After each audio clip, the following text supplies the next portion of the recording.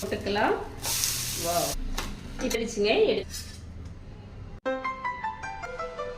Hello friends, welcome to Eswari Samayal. இன்னைக்கு வந்து நம்ம ஈஸ்வரி சமையல்ல நல்ல ஒரு ஹெல்த்தியான ரிச் புரோட்டீன் நிறைந்த காலை உணவு வந்து எப்படி செய்யறத பார்க்க போறீங்க. இந்த மாதிரி செஞ்சு கொடுத்தீங்க அப்படின்னா 1 2 இல்லைங்க, வயிறு நிறைய சாப்பிட்டுட்டே இருப்பாங்க. போதும் சொல்றதுக்கு மனசே வராது. அந்த அளவுக்கு நல்ல டேஸ்டியான இந்த ரெசிபி வந்து எப்படி செய்யலான்ட்டு பார்க்கலாம் வாங்க.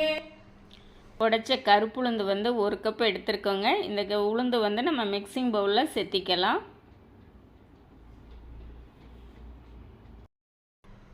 1 கப் துவரம்பருப்பு,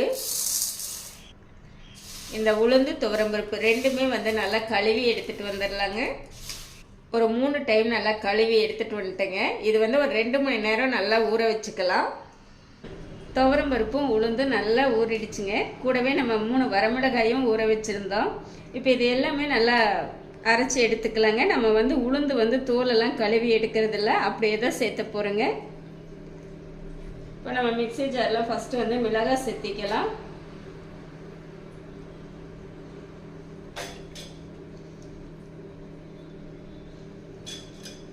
நம்ம பருப்பு உளுந்து ஏற்கனவே கழுவிட்டோங்க, திருப்பி கழுவ வேண்டியதில்லை. நம்ம அரைக்கிறதுக்கு இந்த தண்ணியே ஊற்றிக்கலாங்க. இப்போ நல்லா அரைச்சி எடுத்துட்டு வந்துடலாங்க.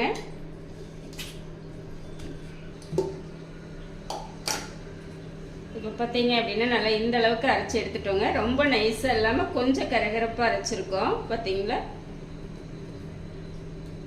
இதை அப்படியே நம்ம மிக்சிங் பவுலில் சேர்த்திக்கலாங்க.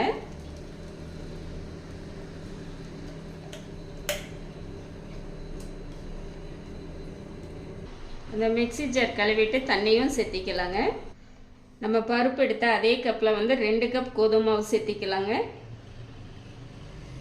2வது கப்புங்க. 1 ஸ்பூன் உப்பு, 1 ஸ்பூன் ஜீரகம்.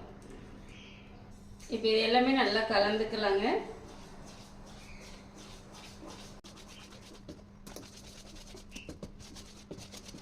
கொஞ்சம் தண்ணி சேர்த்திக்கலாம்,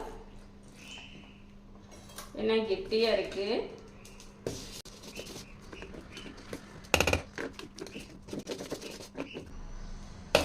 இப்போ நல்லா கலந்துட்டங்க, இருக்கட்டும். மீடியம் சைஸில் ஒரு பெரிய வெங்காயம் நல்லா பொடியாக கட் பண்ணியிருக்கேங்க, சேர்த்திக்கலாம். ஒரு குட்டி குடமிளகாய் வந்து முழுசாக கட் பண்ணியிருக்கேங்க, அதுவும் பொடி பொடியாக கட் பண்ணியிருக்கேன், இதுவும் சேர்த்திக்கலாம். கொஞ்சம் கறிவேப்பிலையும் மல்லி இலைகளும் பொடியாக கட் பண்ணியிருக்கோங்க, சேர்த்திக்கலாம். இப்போ சேர்த்திட்டு இது நல்லா கலந்துக்கலாங்க. இந்த அடை கூட நீங்கள் வந்து கேரட் கூட சேர்த்திக்கலாங்க.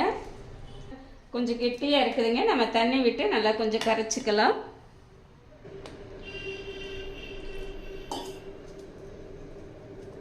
நம்ம அடை ஊற்றுற பக்குவத்துக்கு நல்லா கரைச்சிக்கலாங்க. இந்த கன்சிஸ்டன்சி வந்து நம்மளுக்கு ரொம்ப பர்ஃபெக்டாக இருக்குங்க. இப்போ வந்து நீங்கள் உப்பு வந்து செக் பண்ணி பார்த்துக்கலாம். காரம் பத்தலைனாலும் நீங்கள் ஒரு பச்சை மிளகாய் போட்டுக்கலாம், இல்லை அப்படின்னா கொஞ்சம் மிளகாத்தூள் சேர்த்திக்கலாங்க. வந்து ஏற்கனவே உப்பு போட்டு கலந்து ஒரு 1/2 மணி நேரம் வச்சுட்டோங்க. இப்போ வந்து மற்ற வெங்காயம் இதெல்லாம் சேர்த்து இப்போ நம்ம கலந்துட்டோம். இப்போ வந்து நம்ம அடைகளாக ஊற்றிக்கலாங்க. நம்மளுக்கு தவா வந்து நல்லா சூடாயிடுச்சு, ஆயில் அப்ளை பண்ணிக்கலாம். இப்போ மாவு ஒரு டைம் நல்லா கலந்து விட்டுட்டு நம்ம இப்போ அடைகள் ஊற்றிக்கலாங்க. நம்மளுக்கு எந்த அளவுக்கு சைஸ் வேணுமோ அதுக்கு தகுந்த மாதிரி ஊற்றிக்கலாம். நான் வந்து இன்றைக்கி குட்டி குட்டியாக தாங்க ஊற்றுறேன்.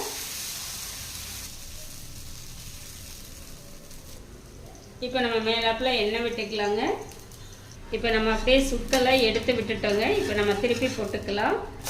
வாவ், அடுப்பு வந்து மீடியமாக இருக்கணுங்க. அப்போ தான் நம்மளுக்கு அடை வந்து நல்லா நிதானமாக நல்லா வெந்து வரும். இந்த அடை பார்த்தீங்க அப்படின்னா சுகர் பேஷண்ட்டுக்கெல்லாம் வந்து நல்ல பசியை தாங்கும், நல்ல ரிச் புரோட்டீனை கொடுக்குங்க.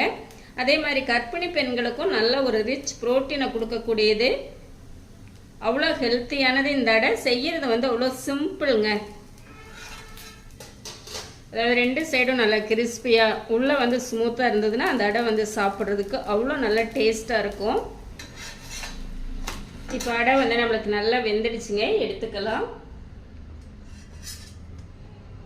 திருப்பி இன்னொரு அடையும் ஊற்றிக்கலாங்க.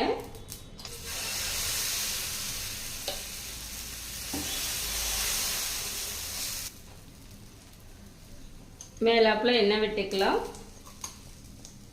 நீங்கள் சின்ன குழந்தைகளுக்கும் லஞ்ச் பாக்ஸ்க்கெல்லாம் செஞ்சு கொடுக்கலாம். இல்லை அப்படின்னா காலையில் நேரங்களில் இந்த மாதிரி நீங்கள் செஞ்சு கொடுத்தீங்க அப்படின்னா அவங்களுக்கு நல்ல ரிச் ப்ரோட்டீன் வந்து கிடைக்கும். அவங்களுக்கு நல்ல ஒரு ஹெல்த் வைஸ் நல்லாயிருக்கும்.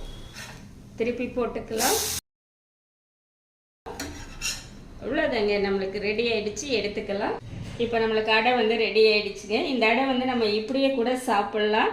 இல்லை நம்மளுக்கு சைடிஷ் வேணும் அப்படின்னா நீங்கள் தேங்காய் சட்னி, தக்காளி சட்னி, வெங்காய சட்னி எல்லாமே ரொம்ப அடிபொலி ருசியில் அவ்வளோ சூப்பராக இருக்குங்க. சரிங்களா, பாருங்க அவ்வளோ சாஃப்டாக அவ்வளோ நல்லா இருக்குங்க. சாப்பிட்டு பார்க்கலாங்க. அவ்வளோ சூப்பராக இருக்குதுங்க. இந்த மெத்தடில் இதே மாதிரி நீங்களும் செஞ்சு பாருங்கள். எனக்கு நான் செஞ்ச இந்த ரெசிபி வந்து உங்களுக்கு ரொம்பவே பிடிச்சிருக்கும்னு நினைக்கிறேன். இந்த மெத்தடில் இதே மாதிரி நீங்களும் செஞ்சு பார்த்துட்டு எப்படி இருக்குன்னு கமெண்ட் பண்ணுங்க. பிடிச்சிருந்தா லைக் பண்ணி ஷேர் பண்ணுங்க. நம்ம ஈஸ்வரி சமையலை சப்ஸ்கிரைப் பண்ணி வச்சுக்கோங்க. இனி ஒரு நல்ல வீடியோவில் பார்க்கலாங்க. Bye by.